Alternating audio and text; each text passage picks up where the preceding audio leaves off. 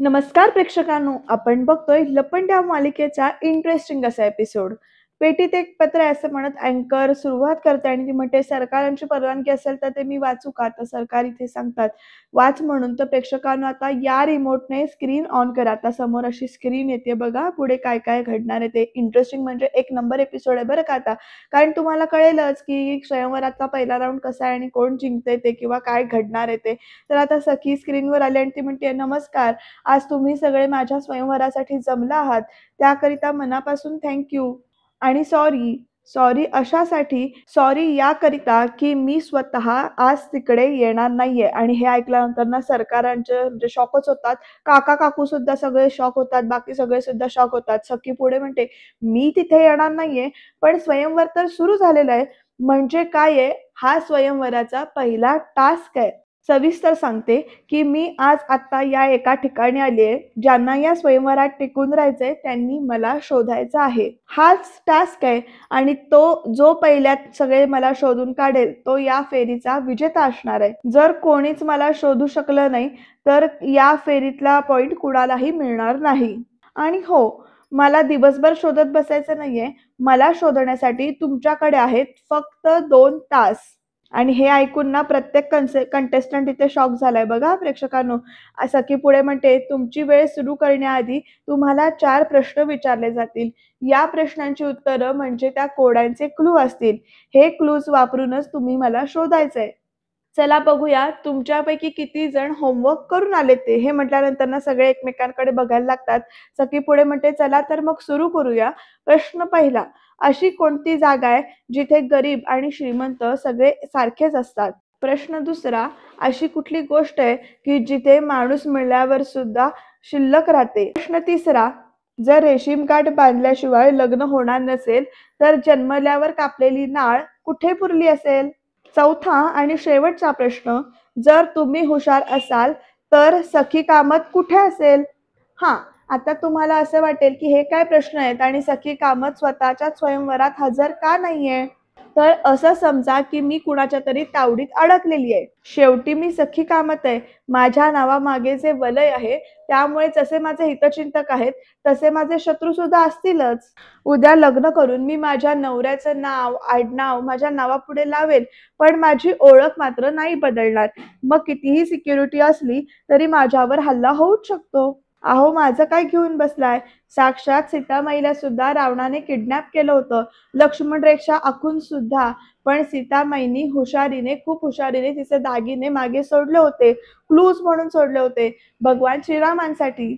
आता इतिहास पुन्हा फिरून आलाय. मी सुद्धा असेच काही क्लू सोडलेत जे तुम्हाला माझ्यापर्यंत घेऊन येतील. पण त्यासाठी युक्ती आणि शक्ती या दोन्ही गोष्टी वापराव्या लागतील. हा पहिला डाव तोच जिंकेल जो हे दोन्ही वापरून मला शोधेल. तर मग बघूया कोण शोधतंय मला.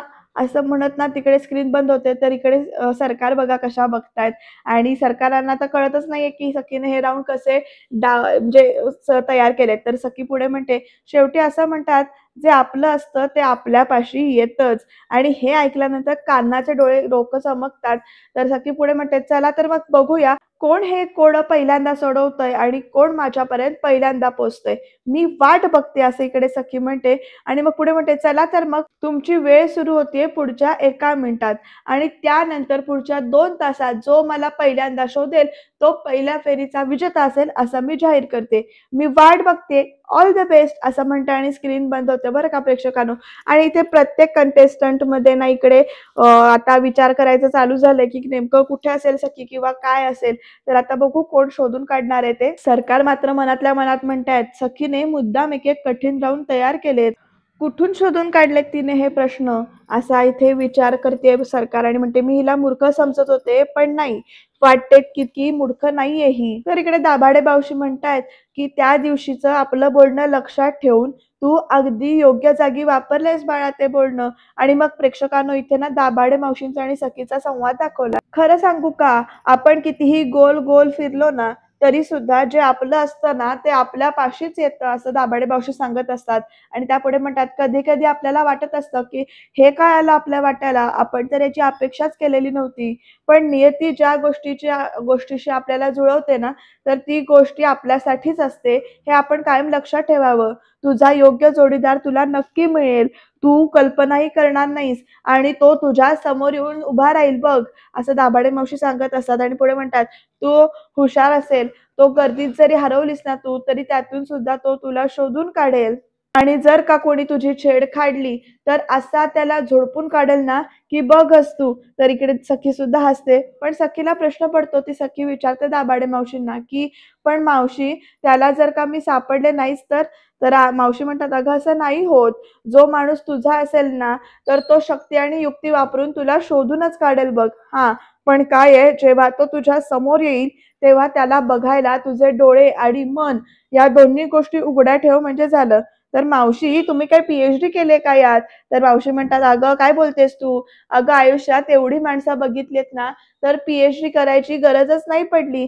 तर प्रेक्षकांनो, सखीचं आणि दाभाडे मावशींचं हे बोलणं आता दाभाडे मावशींना आठवतंय आणि दाभाडे मावशी स्वतःचीच हसत पुढे म्हणतात, "तू खरी राघव साहेबांची मुलगी शोभतेस बघ. अगदी उत्तम प्रकारे पहिली फेरी तू आखलेली आहेस. शक्ती आणि युक्तीची फेरी. बघूया आता तुझा माणूस तुझ्यापर्यंत पोहोचतोय का ते?" असं इथे दाभाडे मावशी पण विचार करतात. तर सखी इथे म्हणते, "सखी कामतपर्यंत पोहोचणं जितकं समजताय तितकं सोपं नाहीये." प्रेक्षकांनो, इकडे आता सरकारना त्यांच्या मॅनेजरना खुणा करतात आणि आता प्रेक्षकांनो, त्यांनी केलेल्या खुणा बघून ती जी दुसरी मुलगी आहे त्यांच्या टीम मधली जी काही मेंबर आहे ती प्रत्येकाला ना एक इथे पाकिट देते किंवा एक पत्र देते किंवा असं माहिती सखीच्या स्वयंवराचे जे काही नियम आहेत आता पहिल्या राऊंडचे ते नियम इथे पुरवते आणि आता प्रेक्षकांनो, बघूया ते नियम पुरवल्यानंतर ते उघडून वाचल्यानंतर इथे आता पुढे काय घडणार आहे. कारण सखीने जे 4 क्लू सोडलेत ते 4 क्लू इथे प्रत्येकाच्या हातात आलेत. प्रत्येक जण इथे तो क्लू वाचतोय आणि आता पुढे कोण जाणार हे बघत राहणं इंटरेस्टिंग ठरणार आहे. तर प्रेक्षकांनो, आता तोपर्यंत अँकर म्हणते, "तर मंडळी, स्पर्धा आता रंजक होत चालली आहे. कोड म्हणजे सखीचं हे कोडं कोण डिकोड करणार? पहिल्या फेरीचा विजेता कोण होणार? बघूया कोण काय करतोय ते. सखी मॅडमला शोधण्याची तुमची वेळ सुरू होते आत्ता. All the best." असं म्हटल्यानंतर प्रेक्षकांनो, आता बघा कशी मजा होणार आहे. कारण हा जो विकी आहे तो इकडे त्या दुसऱ्या काकूंकडे बघतोय आणि आता प्रत्येक जण इकडे ना विक्रम संड उठल्यानंतर इथे त्याच्या पुढे रिपोर्टर्स पण येऊन उभे राहिलेत. "तुम्हाला कोण वाटतंय कोण जिंकणार?" असं रिपोर्टर्स विचारतायत. तर विक्रम म्हणतोय, "हे स्वयंवर मीच जिंकणार." असं म्हणून. आणि "सर, डोक्यात काय सुरू आहे तुमच्या?" असं एक रिपोर्टर विचारते. तर विक्रम म्हणतोय, "सध्या माझ्या डोक्यात खूप विचार सुरू आहेत. So excuse me please." असं म्हणत ना विक्रम बाहेरून उभा राहतो बरं का. आणि सरकार सुद्धा तिथलं काहीतरी विचार करतात आणि निघून जातात. कुणाला कळत नाहीये सरकार कुठे गेले ते. तर इकडे ना आपला कान्हा सगळीकडे बघतोय आणि कान्हाचं जे काही पहिलं लक्ष जातंय ते तिच्या बाबांच्या फोटोकडे जातंय. आता सगळेजण त्या हॉलच्या बाहेर आलेत. आता बघूया पुढे काय घडणार आहे ते. यातले हे जे 2 कंटेस्टंट आहेत ना, ते एकमेकांना विचारत असतात, "कसं शोधणार आहेस तू, माहिती आहे का?" तर तो म्हणतो, "नाही, तर माझ्याकडे एक प्लॅन आहे. हा राउंड आपण ना मिळून डिकोड करूया आणि पुढचा राउंड सुद्धा." मग तो विचारतो, "कसा?" तर हे बघ, एक राउंड तू जिंक, दुसरा राउंड मी जिंकेन आणि तिसरा राउंड आपण आपल्या हुशारीने जिंकूया. म्हणजे 2 राउंड तरी आपण या कॉम्पिटिशनला राहूयात. असं दोघं एकमेकांकडे बघून बोलत असतात. गुड आयडिया वगैरे असं सगळं चाललंय. तर प्रेक्षकांना आता ह्या काकूचा फोन वाजतोय बघा. कोणी फोन केलाय तो कळेलच तुम्हाला, पुढे बघत राहा. तर तो म्हणते, "हॅलो, अगं काकू, ही सखी आहे कुठे नक्की?" तरी ते म्हणते, "आय डोंट नो. आणि ती हे असं काही करेल हे आम्हाला पण आत्ताच समजतंय." तर आता ती दोघं बोलत असतात. "तोपर्यंत मला सांग, अशी कोणती नेमकी जागा आहे की जिथे गरीब श्रीमंत सारखे असतात?" तर देऊळ, असं त्या मुलाने उत्तर दिलं. तोपर्यंत हा जो काका आहे ना, तो आता त्यांच्या पुढ्यात येतोय. बघा पुढे काय घडतंय ते मजा. तर "हां काकू, 1 मिनिट होल्ड कर." असं म्हणत ना तो आडायला जातो आणि त्यांचं माहिती म्हणजे विचारत असतो. तर तसं तर स्मशानतर आहे असं दुसरा मुलगा म्हणतो. "तर मी सांगू का?" असं म्हणत काका येतात आणि म्हणतात, "अरे बार, दारूचा बार." आणि मग प्रेक्षकांनो, कसं आहे, ते 2 घोट एकदम पोटात गेले ना, की कोण गरीब, कोण श्रीमंत काही कळत नाही. सगळे सारखेच असं म्हणत ते काका निघून जातात. तर गुड आयडिया असं म्हणत ही दोघं जण ना त्या काकांना अप्रिशिएट करतात.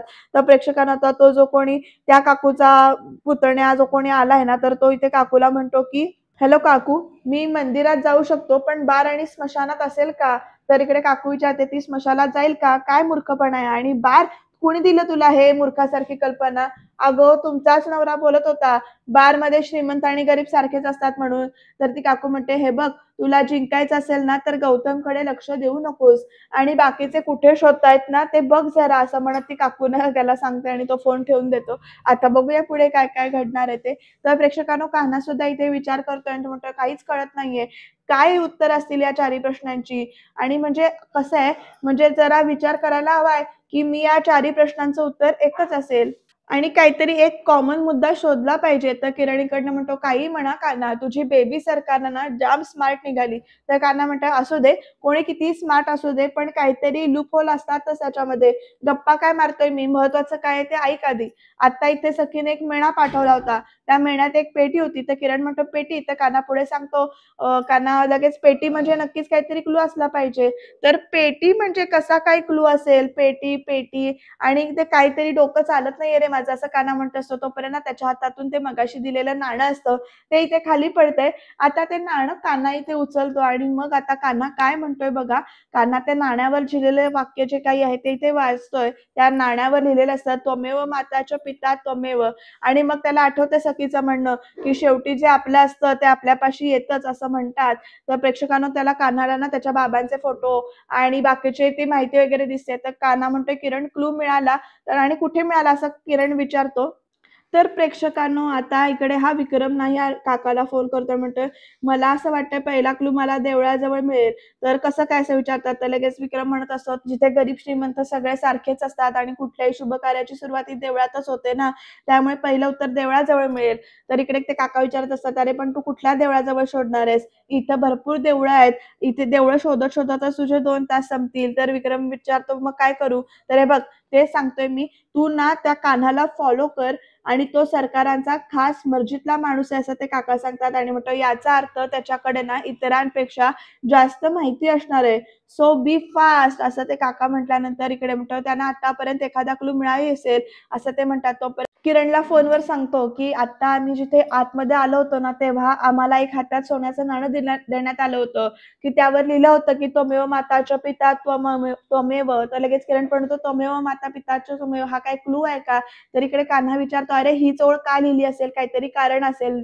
तर "तुम्हीच आई, तुम्ही बाबा." तर किरण म्हणतो, "अरे म्हणजे साईबाबा." तर ही ओळ साईबाबांबद्दल नसेल? तर किरण असं विचारतो. तर कान्हा म्हणतो, "नाही, नाही किरण, ही साईबाबांबद्दल लिहिलेली ओळ नाहीये. तर ही ओळ सखीने तिच्या बाबांसाठी लिहिलेली आहे." तर किरण म्हणतो, "काय? तिचे बाबा? तर आता हे काय मध्येच?" तर इकडे प्रेक्षकांनो ना कान्हाला अजून काहीतरी आठवतंय. म्हणतो, "किरण, किरण 1 मिनिट थांब." आणि मग प्रेक्षकांनो इथे कान्हा ना आतमध्ये येतो आणि तो आता काय करतोय बघा इथे, ते सगळीकडे जे काही पोस्टर्स लावलेत ते वाचतो. तर तिथे पहिला बोर्ड आहे त्यावर लिहिलेलं असतं, "आईंकडे अश्रूंचे पाट असतात, पण वडिलांकडे संयमाचे घाट असतात." दुसरा बोर्ड वाचतो. दुसऱ्या बोर्डवर सुद्धा बाबांची माहिती लिहिलेली असते. तर आई लेकरांसाठी अंगाई गाते. तर बाबा उशी होतो असं लिहिलेलं असतं. तर आता तिसरी पाटी वाचतो. तर आवाजाची सुरेख भाषा म्हणजे आई, पण मौनाचं सुंदर रूप म्हणजे बाबा. ते न बोलताही खूप काही बोलून जातात, खूप काही करतात. ही तिसरी पाटी लिहिली असते. तर चौथी पाटी असते, हातात वडिलांचं बोट म्हणजे जगण्याच्या समुद्रातलं सुरक्षित बेट.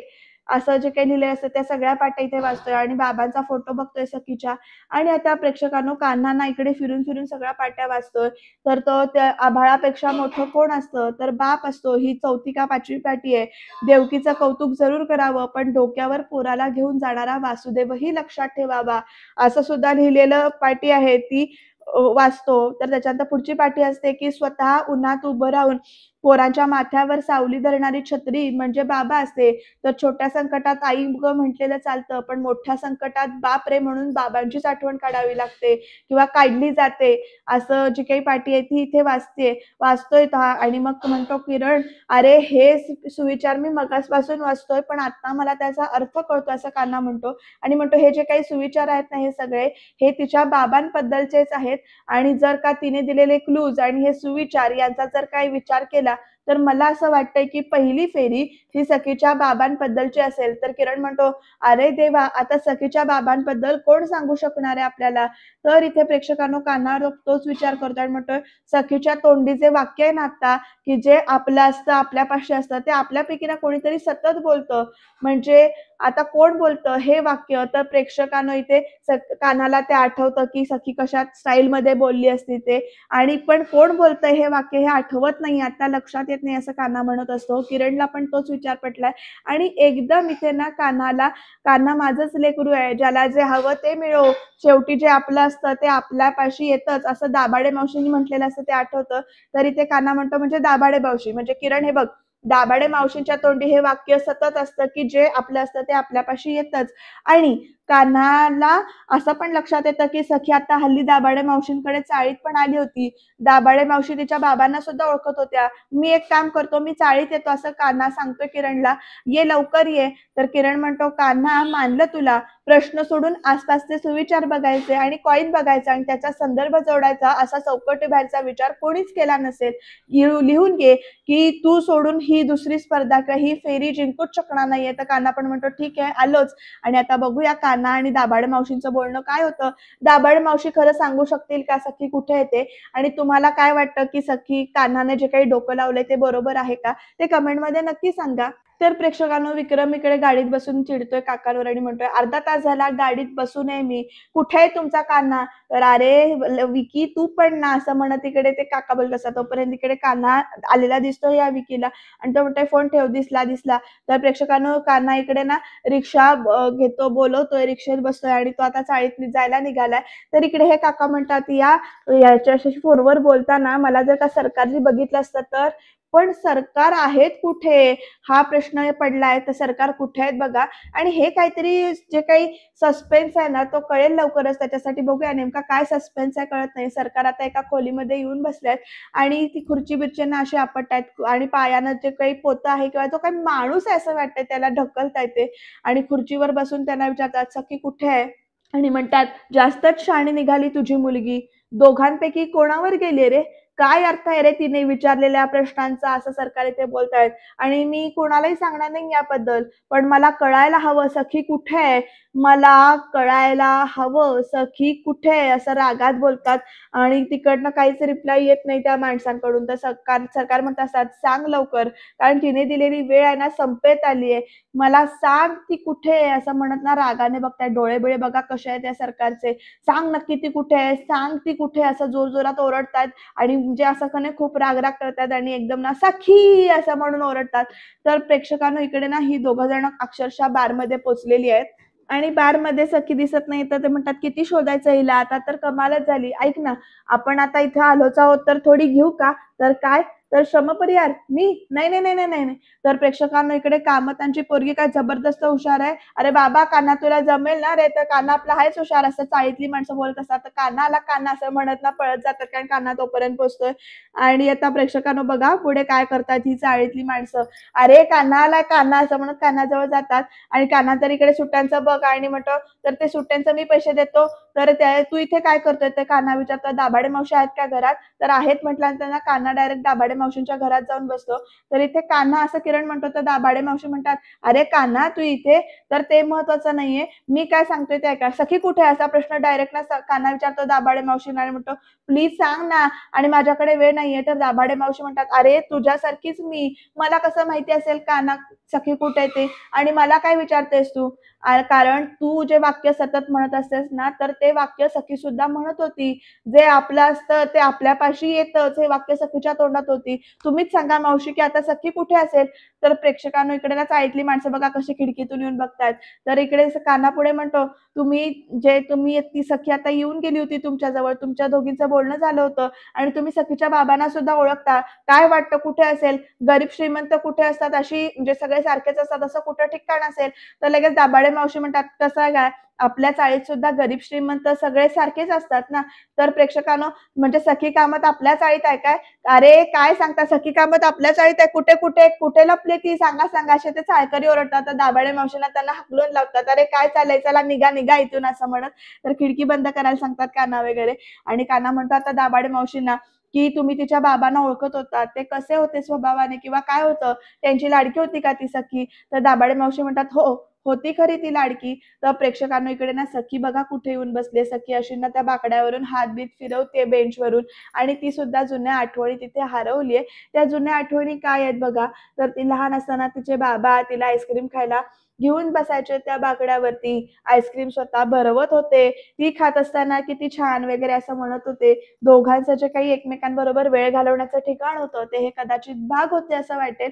आणि इथे प्रेक्षकांनो बाबा तिला किती प्रेमाने भरवतायत. ह्या सगळ्या गोष्टी, ह्या जुन्या सगळ्या आठवणी इथे सखीला आठवतायत. त्यामुळे ती इमोशनल झालीये. एकत्र आईस्क्रीम खाण्याबरोबरच कसं सखीचे बाबा सखीला सायकल शिकवत होते. सखी जरा हळू चालव, तर सखी म्हणत असते, "हो बाबा." आणि मग ती चालवताना इथे पडत असते, तर "अगं पुढे बघ," असं म्हणत कशी ती सायकल व्यवस्थित नीट चालव असं म्हणून सांगत असतात. त्या गोष्टीसुद्धा इथे सखीला आठवतायत. ती सायकल फिरवताना लहान असताना तिला दिसते आणि तिच्याबरोबर तिचे बाबासुद्धा दिसतायत. आणि सखीचं जे काही तिच्या बाबांबरोबरचं बॉन्डिंग आहे ते असं खूप ती इमोशनल झाल्यामुळे इथे कळून येते. तिला रडायलाच येते अक्षरशः. ती आपले डोळे ना असे हळू इथे पुसतीये.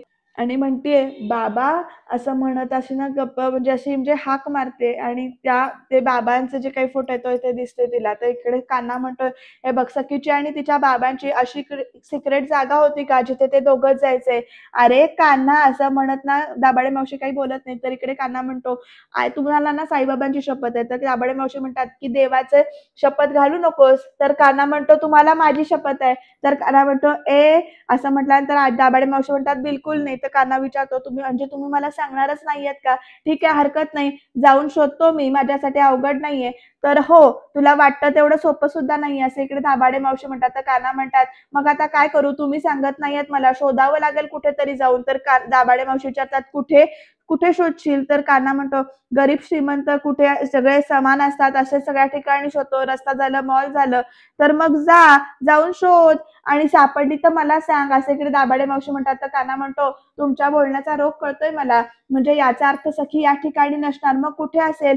मावशी प्लीज मला सांगा ना ती कुठे असेल?" तर दाभाडे मावशी म्हणतात, "अरे मी सांगितलं ना, की मला नाही माहिती." तर लगेच कान्हा म्हणतो, "म्हणजे कुठेतरी असेलच ना ती. म्हणजे डोंगर, नदी, दरी, बंगला, घर, बाग. तर त्या बागेत जाऊन शोध." असं एकदम दाभाडे मावशी म्हटल्यानंतर ना कान्हा लगेच त्यांच्याकडे बघत राहतो. आणि आता दाभाडे मावशींना आता तत्पापा करतात. तर "त्या बागेत?"